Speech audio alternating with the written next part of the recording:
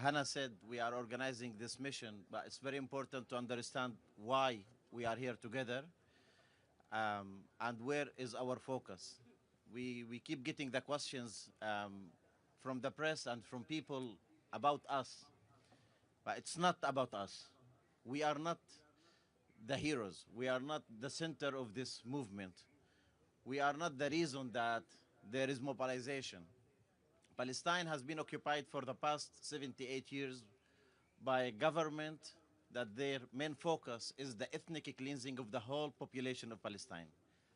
I was born in a refugee camp in Palestine, where the majority of the Palestinians are refugees, displaced within and outside of Palestine. More than 70% of the population in Gaza are refugees.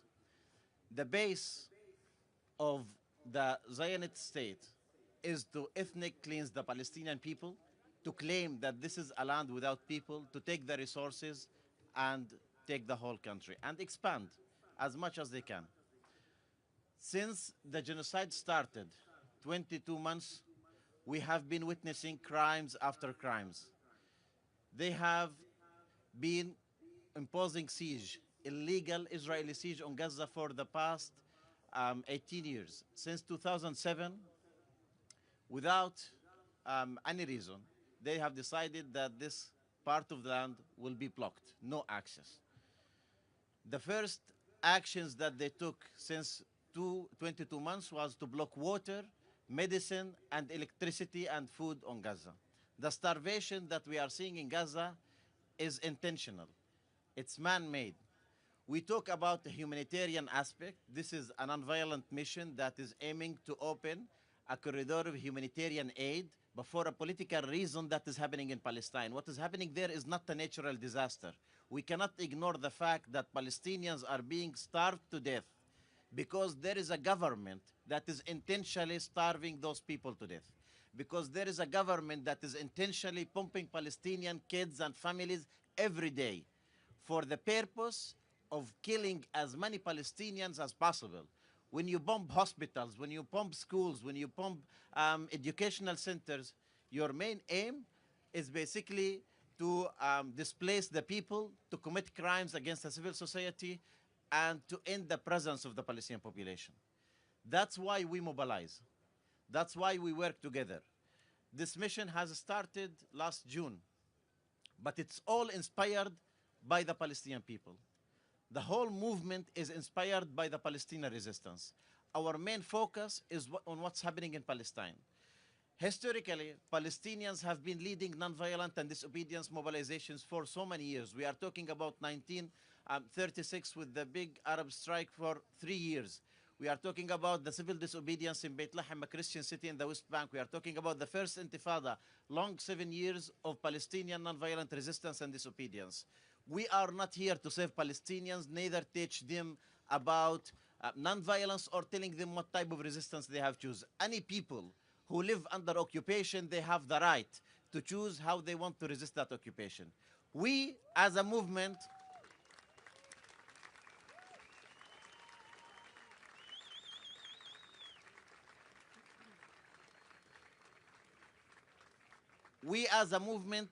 take a strategic decision to choose the way that we mobilize, the way that we work, and the way that we support the resistance and join solidarity.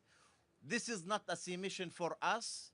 It is putting the basis for a global solidarity movement that will stand against oppression wherever it is. We bring global south to global north. We work together step by step because they are united in their oppression. They are united in their crimes, and we are united in our solidarity. That's why we have been working together. That's what my colleagues will continue explaining about the mission. Thank you all for coming here, and thank you, Barcelona.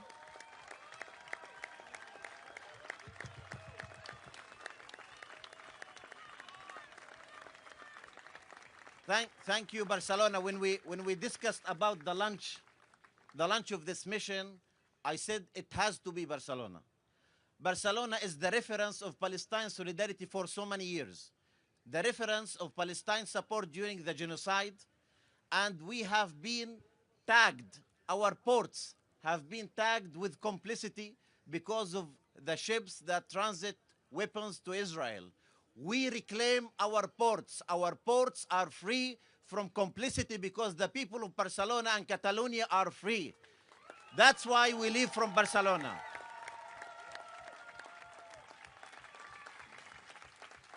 Thank you, Saif. Next, we're going to hear from another Global Sumud Flotilla Steering Committee member, Yasmi Najab.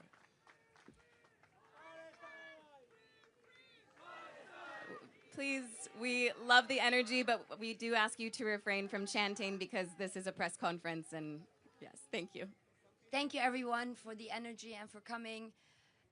We set sail 2 months ago with the Madeleine, and then we set sail with the Handala. And we were attacked, kidnapped, and brought against our will to the Zionist entity. But we did say that we will be back. And today, we show that we are going back. With more countries joining us from around the world. We are 44 delegations.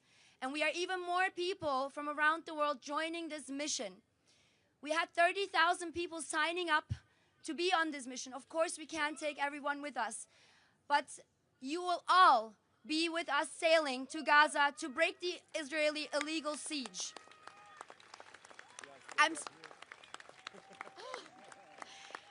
And here is another sailing boat.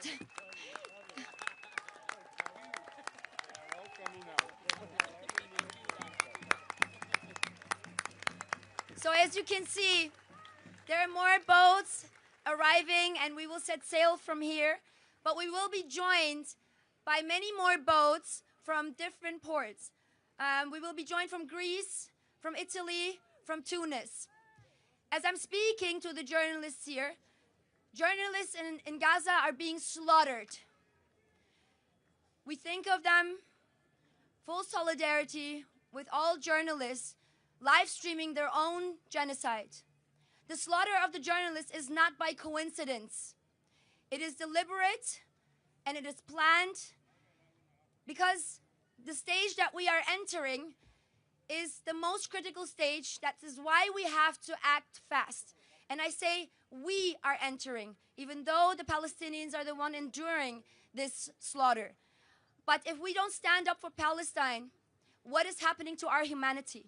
So what is happening to Palestinians is happening to the whole world.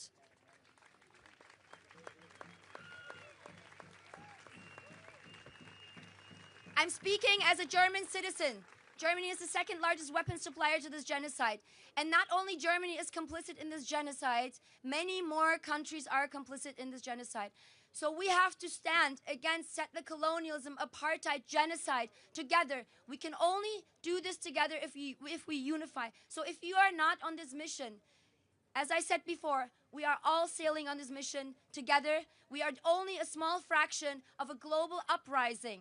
We are mobilizing worldwide, and as we are sailing, everyone will see what I'm talking about when I say mass globalization.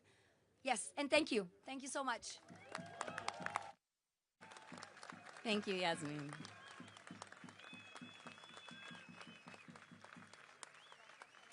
Next, we're going to hear from another Global Sumud Flotilla Steering Committee member, Greta Thunberg.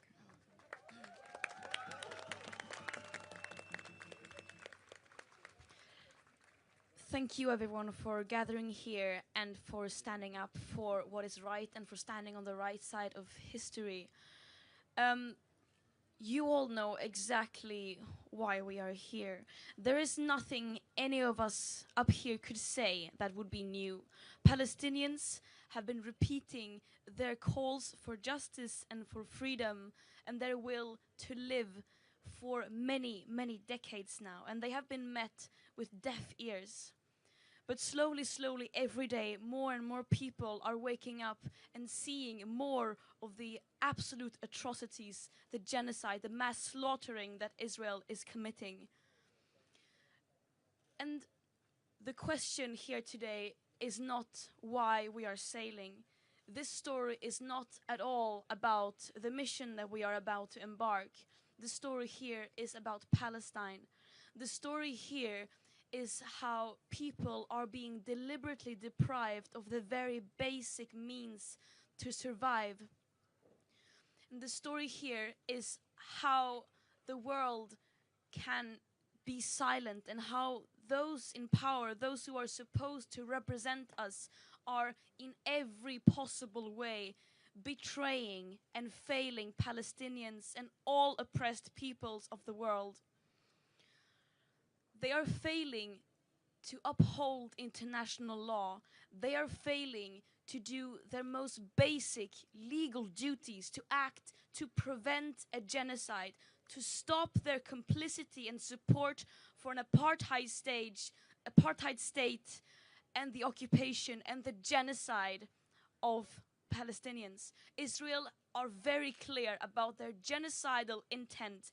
They want to erase the Palestinian nation. They want to take over the Gaza Strip. And if that doesn't make people act, if that doesn't make people go out of their couch and take action, fill the streets, get organized, then I don't know what will. And personally, I am terrified of how people can go on with their everyday life, accepting this genocide, watching a live stream genocide on their phones, and then pretend like nothing is happening. Palestinians have been dehumanized to such an extent that they are only spoken of in terms of numbers and UN resolutions. But this story is also about a global uprising, about how people are stepping up when our governments fail to do so. For every politician that is fueling the genocide, further environmental and climate destruction, and further colonization and fascism, there will be people escalating the resistance against that. And that is what we are trying to do, and that is why we are mobilizing people from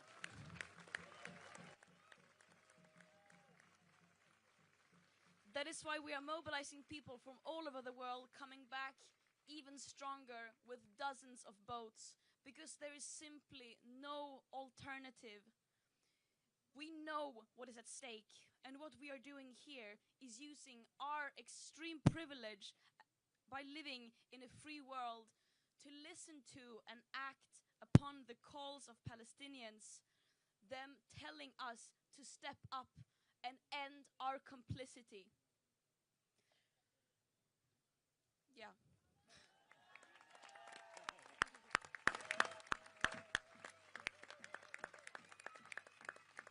Thank you, Greta. Thank you so much. Now we're going to hear from another Global Sumud Flotilla steering committee member. He has come from a very far away, long way to be here. This is Mohammed Nadir Al-Nouri, and I'm going to pass the microphone to him.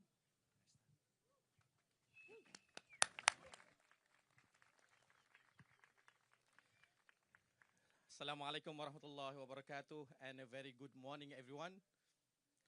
It is happening, guys. We are setting sail. And today we are not just watching history in the making.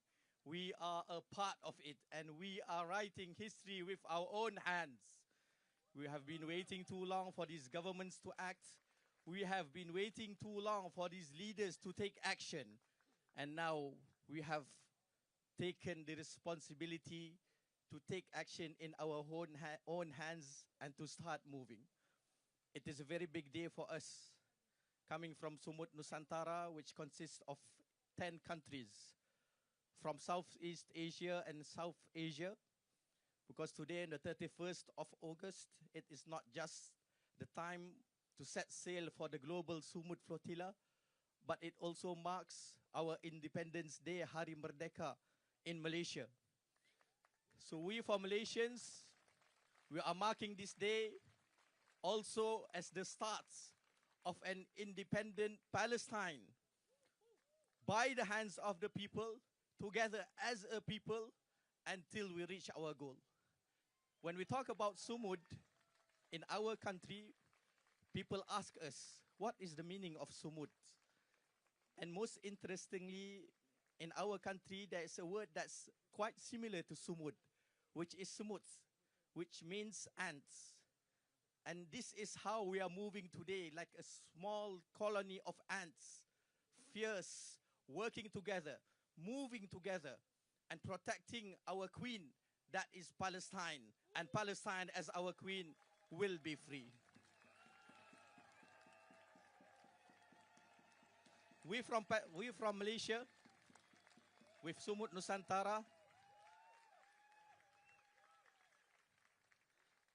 are representing 10 countries: Pakistan, Maldives, Sri Lanka, Bangladesh, Nepal, Bhutan, Thailand, Indonesia, Philippines, Brunei, and several other countries.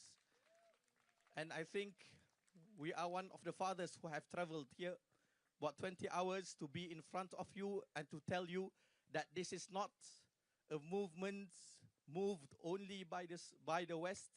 It is not a movement only moved by the global South. It is not a movement only by the global West, a global North, but it is a global movement where each and every beating heart is on this mission to save the people of Palestine, to stop the genocide, and to stop the famine. And we are proud. We are very, very proud as Malaysians.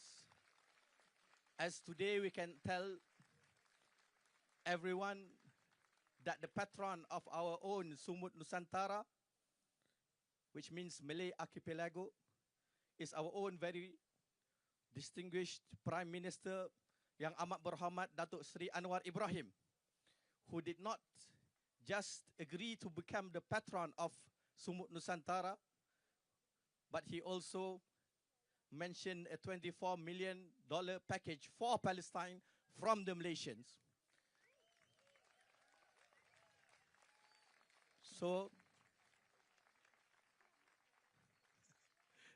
this is a truly moving event.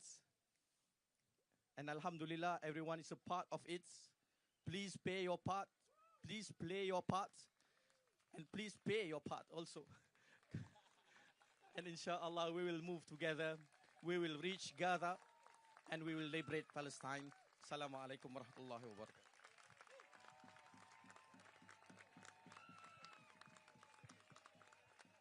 Thank you.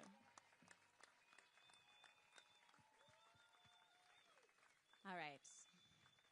Next, you're going to hear from another Global Sumud Flotilla Steering Committee member, Tiago Avila.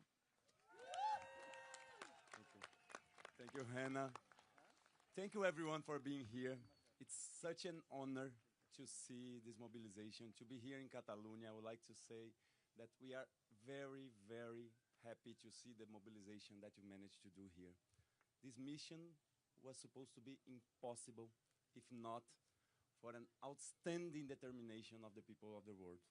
It's amazing to see that when we decide to do something together, we go beyond that idea that we cannot do anything, that our only mission or our only capacity to do is to work, and compete and accumulate material goods.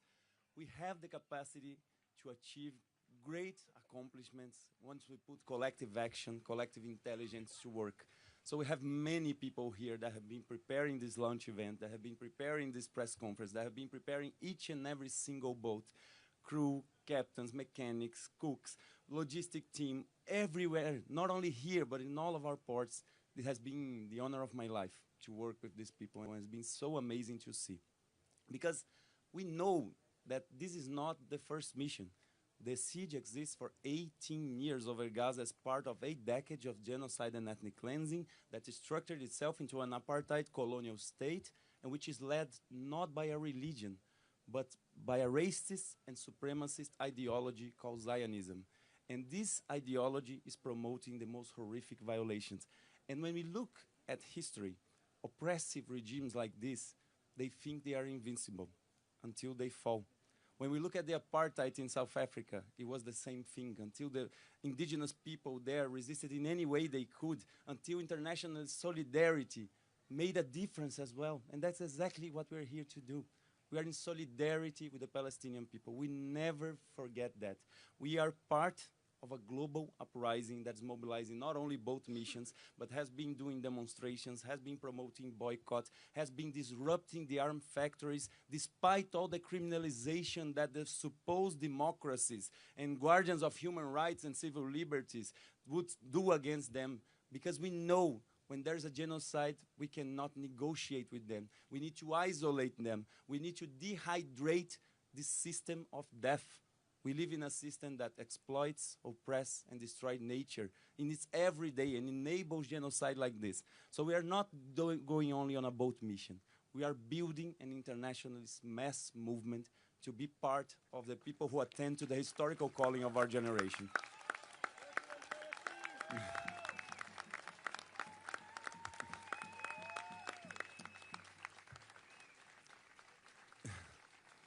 In 18 years of the siege, the very first missions that attempted to break the siege was already in 2008. It was by then the Free Gaza movement. And the first 5 missions they made to Gaza. This is very important that we never forget.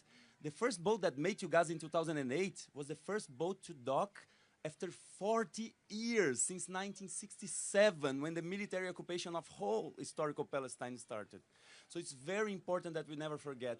Missions already broke the siege once. After that, 37 boats tried to do this journey. Some of them were defeated by bureaucratic warfare because the Zionist entity pressured the nation states, the governments, the Coast Guard, the maritime agents, the insurance companies. They pressure everyone not to allow our mission to sail. And that's why here in Catalonia, we are so glad to see that we are going past that. They are not stopping us through this way. But some of these missions, they were also stopped by attacks. In 2008, they tried to ram one of our boats, and the boat almost sunk. In 2010, they killed 10 of our participants. By then, it was already the Freedom Flotilla coalition. And 4 months ago, they bombed our boat, the Conscience, between Malta and Italy. So they tried to do everything. And also they intercepted and kidnapped so many people. But when we were there in an Israeli prison, and people were saying, were you not afraid? How hard it was to be in prison. We were always saying what Greta says, that the story is not about us. When we think we're not afraid, we think that the risk that we go through in a mission like this is just a small fraction of the risk that every Palestinian in Gaza has to endure every single day. When we were in prison, we're saying, how was the treatment? Well, of course, it was bad, but it's nothing compared to 10,000 Palestinians that are in Israeli dungeons right now. 400 of them are children, and that's why we need to keep moving. People say, what about your family?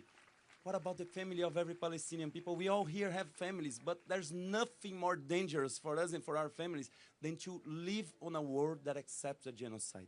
So we need to keep on going. That's why we say we are building this internationalist mass movement. We're not inviting people to like our content or to share just our content. We're inviting people to join us right now.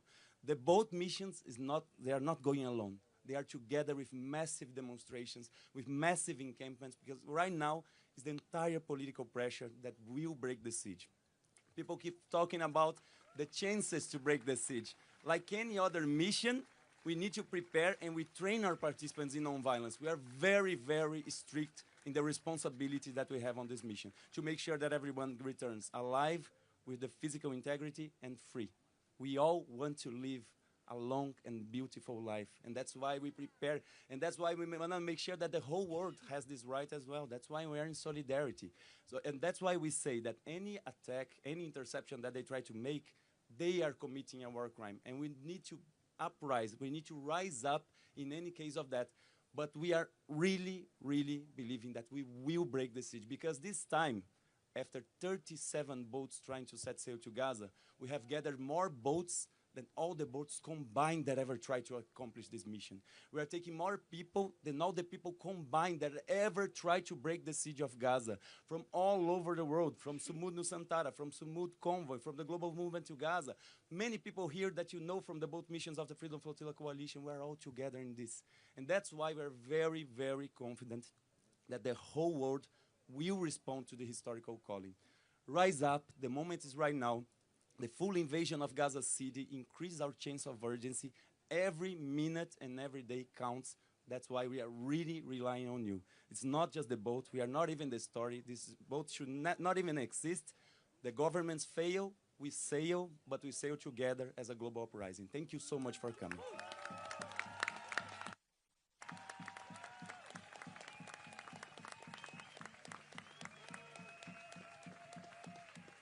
Thank you, Tiago. So next we're going to hear from Liam Cunningham, who we appreciate the enthusiasm, but yes, okay. Liam Cunningham, who you might know as Sir Davos from Game of Thrones. He has had a long history of supporting the Palestinian solidarity and has also had a long history of supporting maritime missions. So Liam, thank you so much for being here, and go ahead. Good morning, everyone. As the previous speaker said, it's not about boats, and the genocide is not about numbers or UN resolutions. It's about people, and specifically the people of Gaza. And we should really have a voice from somebody there at this press conference. And I'd like to introduce you to a young lady, and her name is Fatima. And she's absolutely gorgeous. If you can see her there.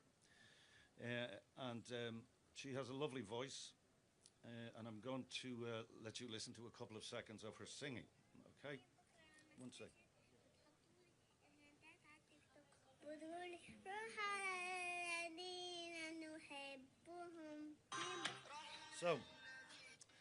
So Fatima is singing that song because she's making arrangements for her own funeral. She wants that song sung in the event of her death. What sort of a world have we slid into? What sort of a human hole have we found ourselves in when children, beautiful angels like that at 5 or 6 years old, are making their own funeral arrangements? Where does that leave us? How are our children and our grandchildren going to look back at this horrific episode in the existence of our species? How can we look at our grandkids when they look at us and say, how did you let that happen? So it is disgusting that a child or anybody is put in that position. And the end of that story, I'll keep it brief. 4 days ago, Fatima was killed. She was killed by the Israelis. Somebody is going to be singing that song over that child's corpse. That's why I'm at this table, and that's why the flotilla is important. And Western governments should have made these boats unnecessary to be making this trip. And the fact that you guys are here and the flotilla is happening is an indication of the world's failure to uphold international law and humanitarian law. And it is a shameful, shameful period in the history of our world. And we should be collectively ashamed, and we need to get up and stop this as soon as we possibly can. Thank you very much.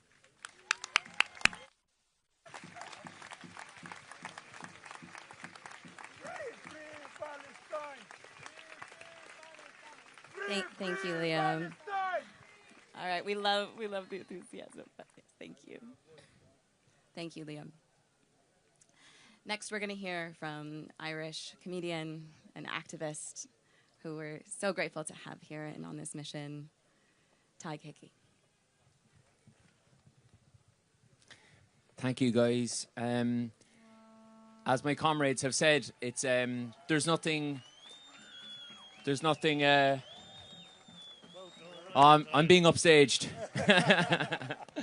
again. Oh wow, mothership.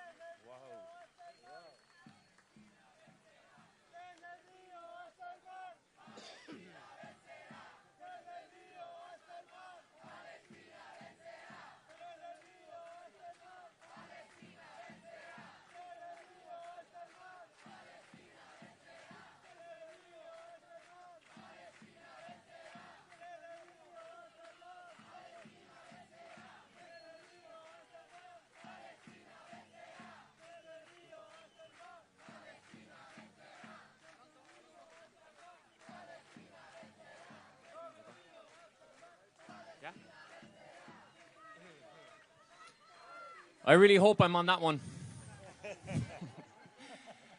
I just want to say, guys, as other people have said, there's nothing extraordinary about what we're doing. I've been quoting Yasmin all week when she says that this is the bare minimum of what we could or should do to just show basic empathy and solidarity with people who are starving to death. Myself and Liam are from a country whose history is pockmarked by genocide and man-made starvation. So I'm very proud that every time I turn a corner here at the moment, I meet someone new from Ireland who's part of the crew or part of the participants. But I would say that the Irish people are incredible, but like a lot of Western governments, the Irish government are really, really cowardly. And it's very important for us to point that out. I'm sure I speak for a lot of the Irish participants when I say that I would rather not have to go on this boat. I've got young kids at home. I'm not a boats person. If the Irish government stepped in and grew a spine and sanctioned this rogue state and put pressure on this rogue state to stop slaughtering people and starving people to death, then ordinary civilians wouldn't have to take 3 or 4 or 5, or in Tiago's case, probably a year out of his life to plan this mission. So what's extraordinary is not us doing this mission. What's extraordinary is the level of cowardness and weakness in world governments, in Western governments, to allow a man-made famine and extermination to take place in front of our eyes every day of the week.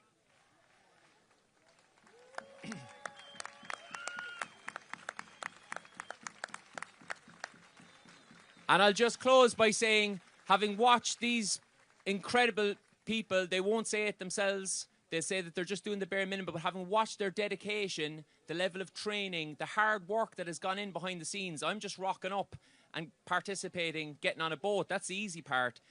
These people have come together and built a collective that, in my opinion, the entity should be really, really worried about, because it keeps growing. Its energy is extraordinary, and the people who've been on these missions before come back in spite of the attacks they've faced, in spite of the slander they've faced. They come back bigger and better and stronger, and this is just the beginning. Free Palestine!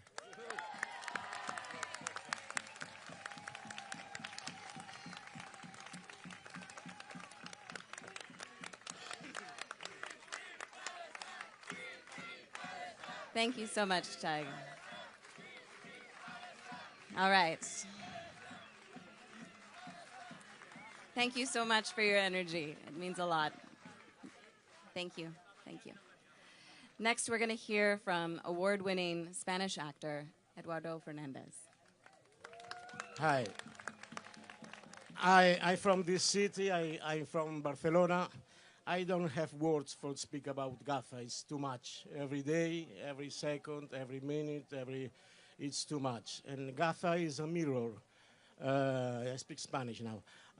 Gaza es un espejo que nos refleja a todos y a todas, lo queramos o no. Es imposible no situarse frente a Gaza porque Gaza te sitúa, ¿no? You speak? Yeah, okay. So Gaza is a mirror that reflects us, whether we want to be reflected in it or not. Cada barco que parte hacia Gaza es un grito de dignidad y un recordatorio de que el mar no debería ser frontera ni cárcel. Yes, yes.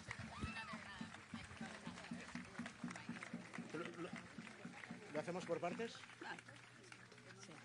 Each ship that sails toward Gaza is a cry for dignity and a reminder that the sea should be neither a border nor a prison.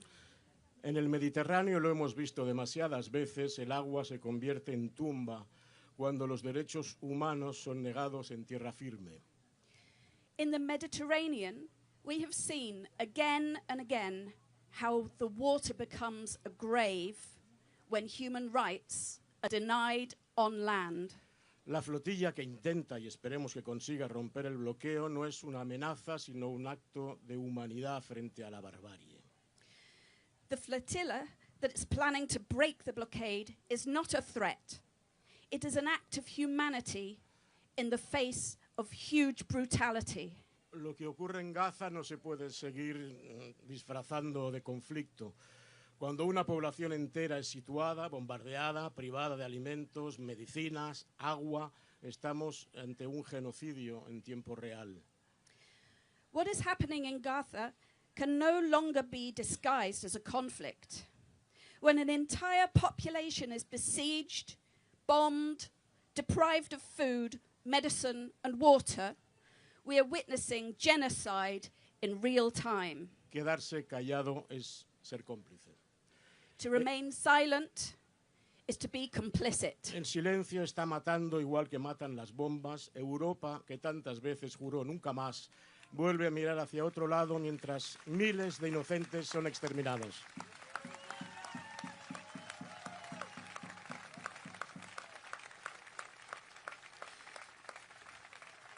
Silence kills just as much as bombs kill. Europe, which so many times swore never again, once again looks the other way while thousands of innocents are slaughtered. Gaza es un espejo que nos refleja a todos. Gaza is a mirror which reflects us all.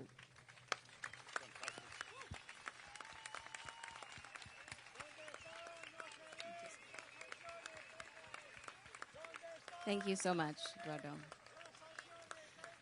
All right. We have time for a few questions. I will be asking 3 questions at a time. When you ask your question, please start with your name, your outlet or your publication, and then ask your question. All right. Who has questions? Go ahead.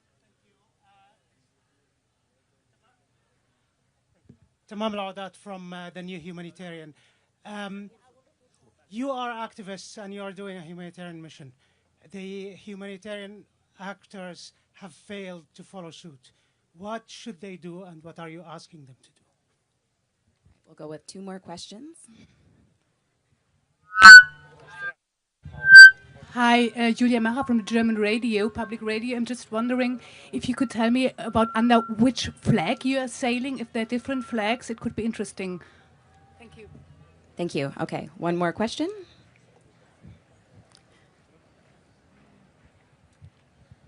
Hi, Christoph van der Per from Reuters. Do you expect to be stopped near Israel? All right. Who would like to answer that first question about humanitarian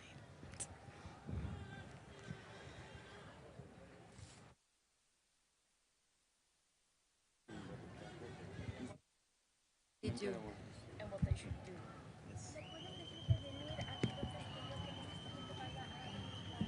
It's okay.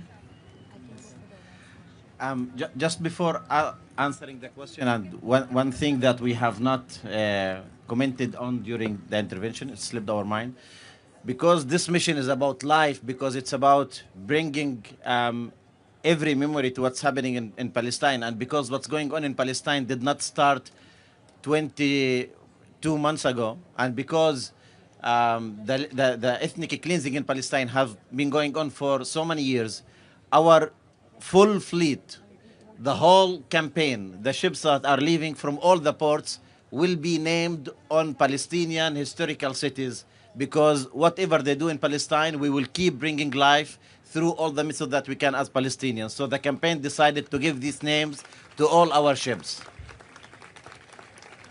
For the question about the humanitarian organizations, it is a failure of the system itself and not the organizations. Those humanitarian organizations are designed to work within natural disasters, to work in conflicts where the perpetrator is not acting with the support of all the other countries. Those are designed to go to support people in a situation, not when a country is politically involved to erase the population and being supported of so many other governments. So the question is not related to the humanitarian organizations themselves. When the United Nations created, for example, the UNRWA, which is a refugee agency for the Palestinian refugees, there was one condition within that creation, that it will only serve as a humanitarian organization. And at the same time, when they created ACNUR, which is the agency for the refugees of the world, it provided a character of protection for this organization. So it is a system that comes from above, where it discriminates against people, it creates differences, and it supports the complicity and genocide.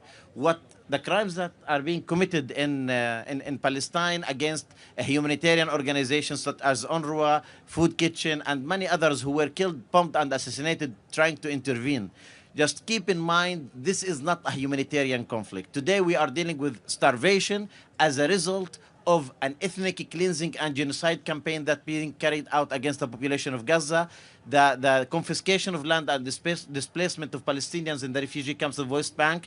It is a country led by people that is committing those crimes and imposing on people all those different sufferings. A humanitarian organization is not failing. The whole system, the whole governments and states are failing the Palestinian people, and that's why it is on civil society to stand and lead the way, as my colleague said before.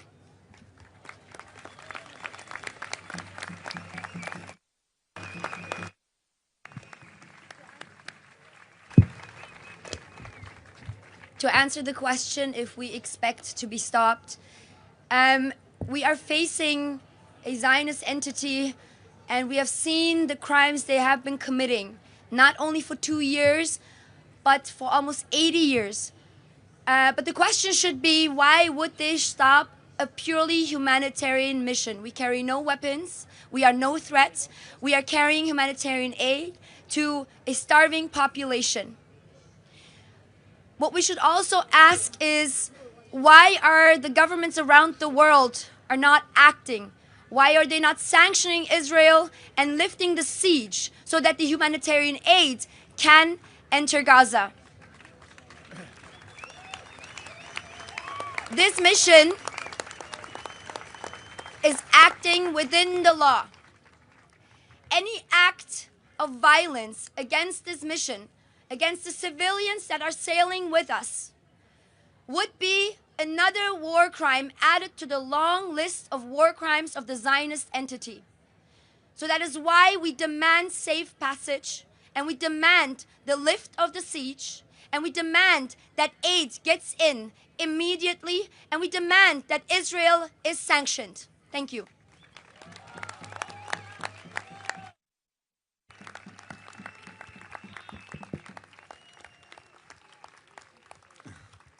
Regarding the question of flag, it's very important that we ask ourselves, why should it matter which flag we sail from?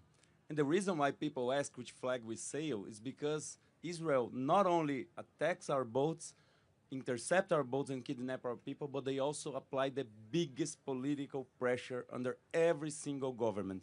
And the reason why they ask is because many of the times they manage through their political pressure to pull out the flags.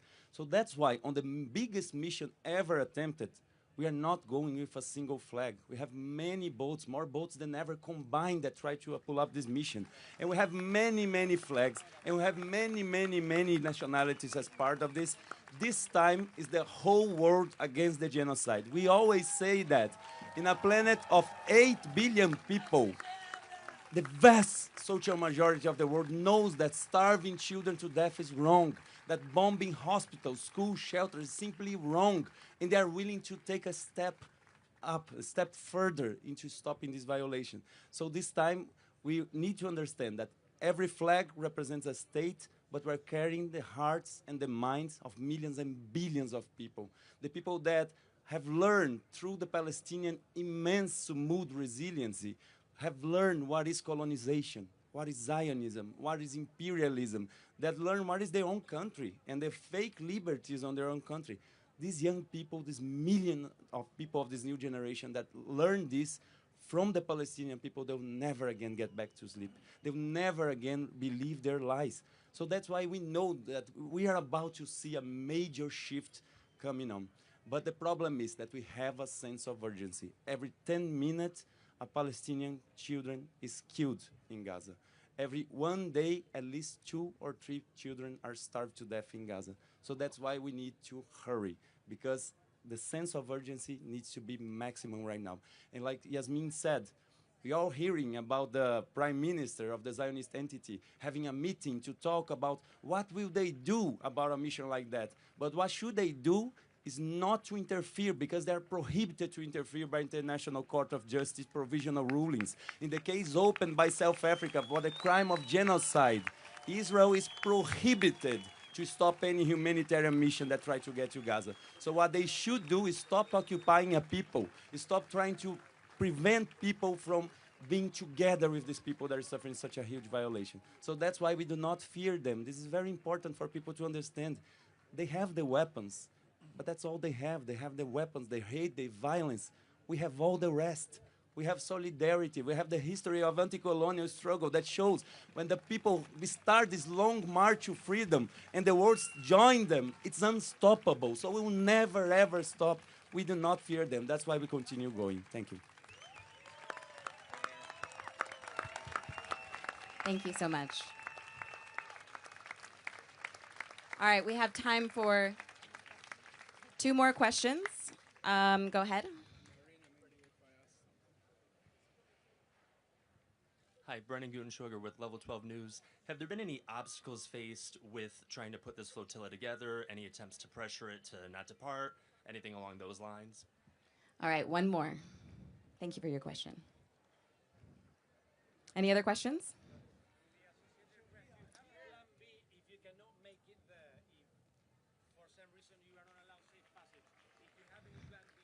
Thank you. Associated Press asked if we have a plan B if we do not make safe passage.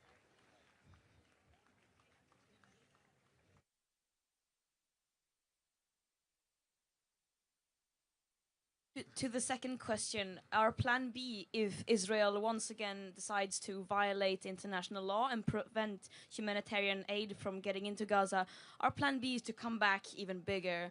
As simple as that. Our aim is very clear. We aim to set sail with dozens of boats to deliver humanitarian aid, to break Israel's illegal and inhuman siege, open up a humanitarian corridor, and then deliver more aid. But let's be very clear, we do not just need aid to get into Gaza. We need an end to the occupation. We need an end to the apartheid system that Palestinians have been living under for many, many decades. This is not a mission of charity. This is an act of solidarity. What Palestinians are facing is a man-made famine. It is not just the result of Israel preventing aid from coming in. It is also the result of Israel, in a systematic way, hindering Palestinians from producing their own food. Why are Palestinians not allowed to fish? Why can they not grow food? Why are they being deprived of every means to sustain life and society? Why are children not being able to have an education? Those are the questions that we should be asking. So let's keep that in mind, that this is a mission to challenge the extremely violent business as usual and an international system that is failing to uphold international law and preventing states such as Israel from committing the worst possible war crimes. Thank you.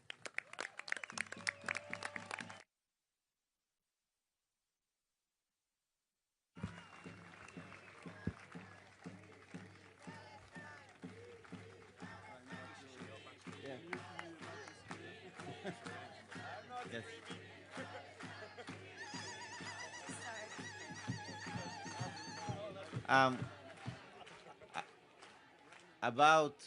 About the first question in terms of challenges and pressure. I mean, I don't even think that we are able yet to realize that we have done all of this in 2 months. Like the whole organization, the whole structure, the whole movement, the arrangement of those ships, not only on this port, but on all the other ports that we have mentioned. The decision was taken to build this mission and to start this global solidarity movement, as my colleagues mentioned, on the 22nd of June of this year, after we came back from 3 missions by north of Africa with the Sumud convoy, by my colleagues on the Madeleine and us on the Global March to Gaza, then Global Movement to Gaza. We tried to break the siege in 3 different ways. And then we realized that we have to unite. We have to bring our efforts together. We have to mobilize the whole world to stand against genocide and against all oppressions. So the difficulties, the challenges to be able to achieve this mission from the beginning immense, knowing the political pressure that will be applied on different entities, knowing the logistical challenges of working with people from all around the world. And we have to acknowledge that deciding on Barcelona was the right choice for the start of this mission. Catalonia, their stand against genocide, people, civil society organizations, social movement, the municipality of Barcelona, the delegation of governments of Barcelona, everyone that we have approached in Barcelona, even the parliament, they said Barcelona will stand with you. Barcelona will give you all the facilities to be able to launch. We haven't faced any official difficulty in terms of achieving that. But we have also to say, without our volunteers, without the people who have been working literally 22 hours a day for the past 2 months, we wouldn't be able to be here today. Their work is immense, guaranteeing the safety of the ships, checking on every security element that is needed, arranging all the participants to come. We have hundreds of participants coming from many delegations around the world that are here in Barcelona today.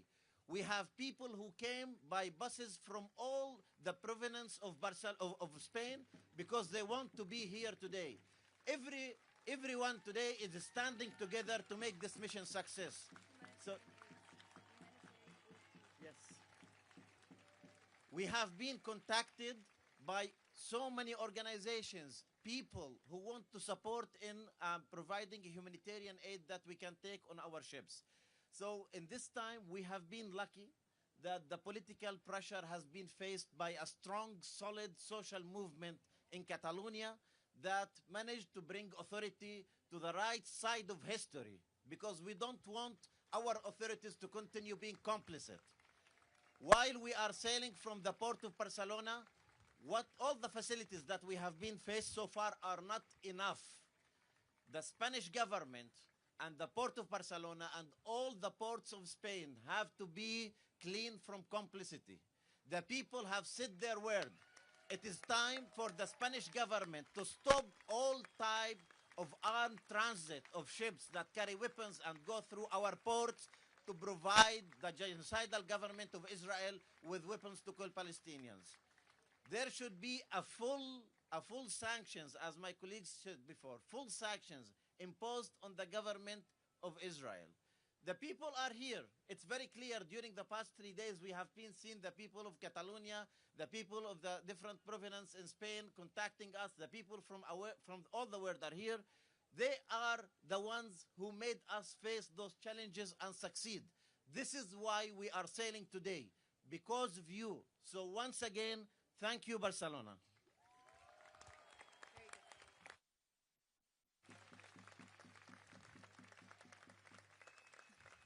Thank you so much to our entire panel here for sharing and supporting this mission. And thank you all for joining. Now we're going to have a couple remarks from two incredible leaders. Ada Colau, who is the former mayor of Barcelona, and Mariana Mortágua from Portugal, parliamentarian. Thank you so much for joining. Here is Ada. Thank you very much. I will speak first in Catalan and I will speak, sorry? It's okay here? No, it's brief. Thank you very much. I will speak first in Catalan, then in Spanish. Jo, sobretot, volia donar les gràcies a l'organització de la flotilla, a tots els voluntaris i voluntàries. És impossible citar tothom, però tota la gent que ha muntat els actes aquí, tota la gent que ha treballat als vaixells, a tota la gent de Cardedeu que ha estat fent menjars per la flotilla, a tota la gent que ha estat fent feines invisibles. Ha estat impressionant la mobilització de Barcelona i això enllaça amb l'altre agraïment principal que vull fer, que és un orgull ser de la ciutat de Barcelona, perquè Barcelona mai falla. La gent de Barcelona s'ha mogut tantes vegades com ha fet falta perquè volíem acollir persones refugiades, per aturar les guerres injustes i per la causa palestina, que és la causa de la humanitat. Així que moltíssimes gràcies a tota la ciutadania barcelonina i als moviments socials que han fet que institucions covardes que no s'atrevien a moure's s'hagin hagut de posicionar gràcies a la mobilització ciutadana com està passant ara mateix. Tenemos el orgullo que Barcelona fue la primera ciudad de toda Europa que rompió relaciones con Israel hace ya 3 años. Eso fue gracias a los movimientos sociales y a la ciudadanía.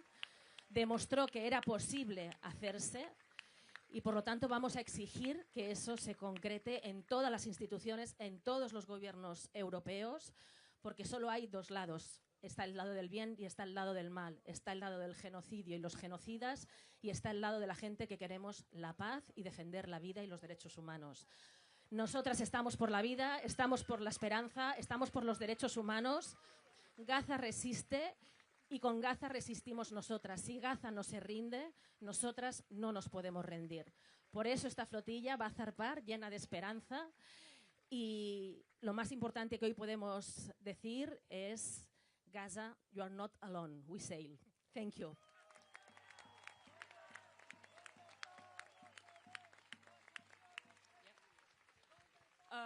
Thank you all. I'm Mariana from Portugal. First of all, I want to thank the team here, the ones that organized all this. They did in 2 months what all of our governments could not do in the past 2 years. In 2 months, they put together a mission to take humanitarian aid to Gaza, something that our governments do not want to do. And today we are here, thousands of people. We'll have hundreds of people on those boats, but we know that every one of us will have, at our own countries, millions of people supporting this mission. Millions of people who refuse to accept genocide, to accept the illegal actions by the Israeli government, to refuse to accept blockage, refuse to accept starvation as a war crime, as a weapon to occupy, to do an apartheid, to occupy a state. And we refuse genocide, not only because of Palestine. It is because of Palestine, but not only because of Palestine. We refuse genocide because we don't want to be governed by warlords. Because when Israelis kill Palestinian people against the law, they are not only murdering children, they are murdering international law. They are murdering human rights law. They are murdering the safety of the people of the world. They are murdering humanity. So Palestinian people, with their resistance, with their Sumud, they are saving us. We are being saved by Palestinian people. The world, humanity is being saved by Palestinian people. And when our governments do nothing in face of such a genocide, when our governments do nothing, then we come together and we do it for them. Because when people come together, comrades, we are a superpower. We are more powerful than any government, than any army, than any regime. We are a superpower of solidarity. In Portuguese we say, navegar é preciso. Let's go sail. Thank you both so much. So we're done with this portion of the morning. At 11:30, there are going to be some speeches from organizers at this stage. That's at 11:30, and that will be in Spanish. So feel free to meander around. I think it's, what time is it right now? 11:16, so in 15 minutes. Yes. Thank you, Hannah. Just a safety instruction to everyone. Please, now, this is a place where we need to maintain some safety requirements for our boats. I'm sure all of you understand. So we're asked here by our team of security to ask to everyone to please to go to the main stage, to ask for the press when there's dismantling here. And please, everyone, do not try to board our boats. I know that we all love the idea of joining together, and I'm sure we have many, many opportunities to do this. But our boats is a place of high alert today, because last mission, they sabotaged our boats. So I'm sure you understand that. So please do not try to board our boats. We are together at this, and please head to the main stage.